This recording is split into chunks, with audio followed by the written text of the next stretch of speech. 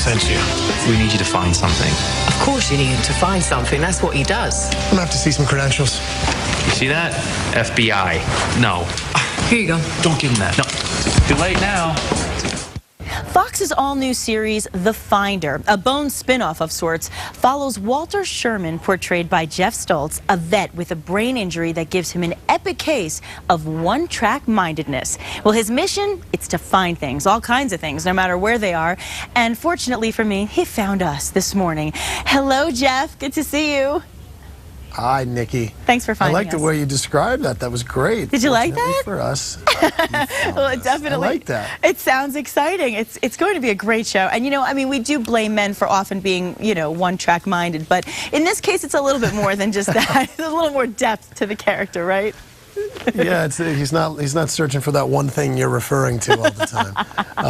It's there. He looks for that on occasion, but yeah, I like that. I like the way you said that, one-track mindedness. But there's a lot going on in this show. I mean, I want to talk about that, but first, I want to just backtrack just a little bit because you're a Colorado boy. So when did you take an interest first in acting? Wow. Yeah, I was born in Detroit, kind of raised back and forth between Detroit and Colorado. So I lived way up in the mountains in Colorado. Went to a small school. All I ever really wanted to do was be an athlete. And my sophomore year of high school, my brother came up to me and he said, "Hey, Lynette Clemens is in the school play." And I said, we have those?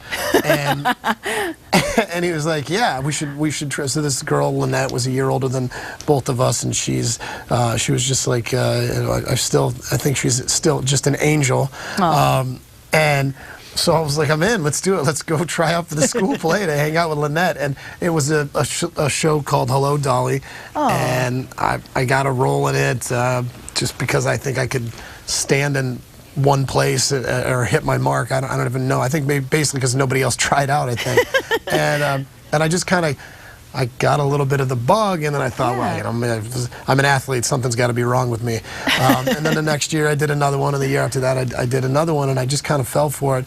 So I came to college in California. I wanted to pursue a degree, and I wanted to play football. I wanted to go somewhere where I would play and not sit the bench forever. Sure.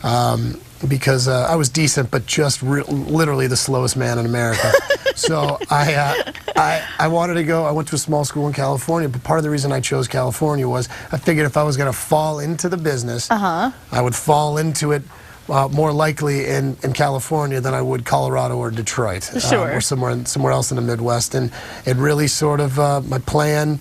I love it when a plan comes together, so my lack of plan really kind of turned into a great plan. It really did. I mean, there's been so much success. Just to sing your praises for a moment, which I like to do, you have had so much success just from television. I mean, there was Seventh Heaven, there was October Road, then you have movie credits like She's Out of My League, The Breakup, Wedding Crashers. You've done everything from drama to comedy. I mean, do you have a favorite? Is there something in particular that draws you to a particular role?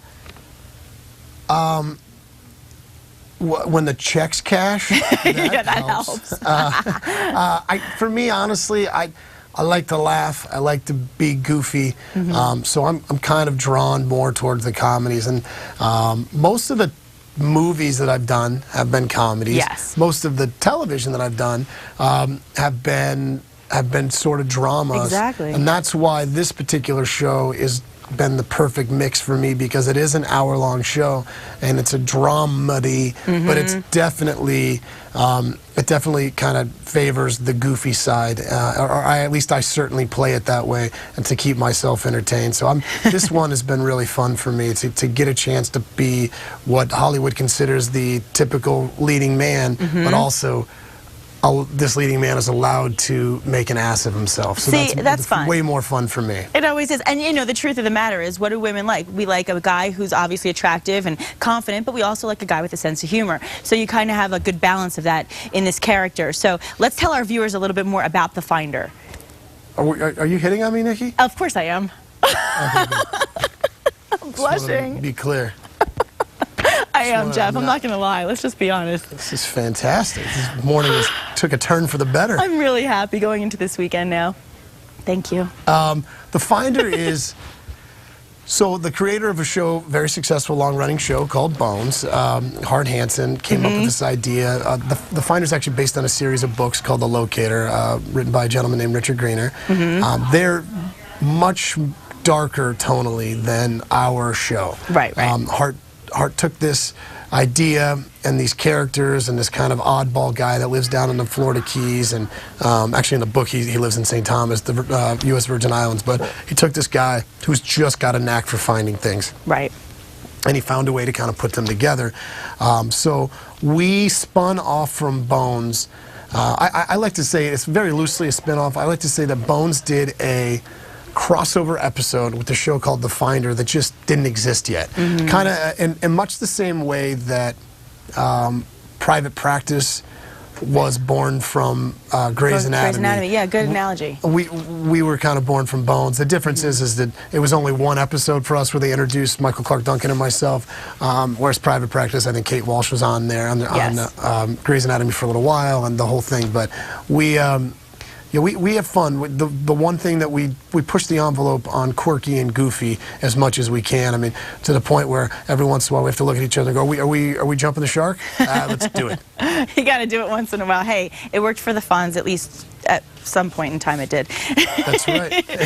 For a little, he had a nice run. I'll take that run. He had a good run. Well, Geoff, we are wishing you so much good luck, and I'm so happy to say that you can catch The Finder every Thursday night at 7 p.m. right here on 2 Casa Fox, and I'll be watching out for you, and I'll find you so that we can follow up on our earlier conversation. Yeah, Nikki. Now we're talking. Have a good weekend, Geoff. Thank you. Bye-bye. And we'll be right back.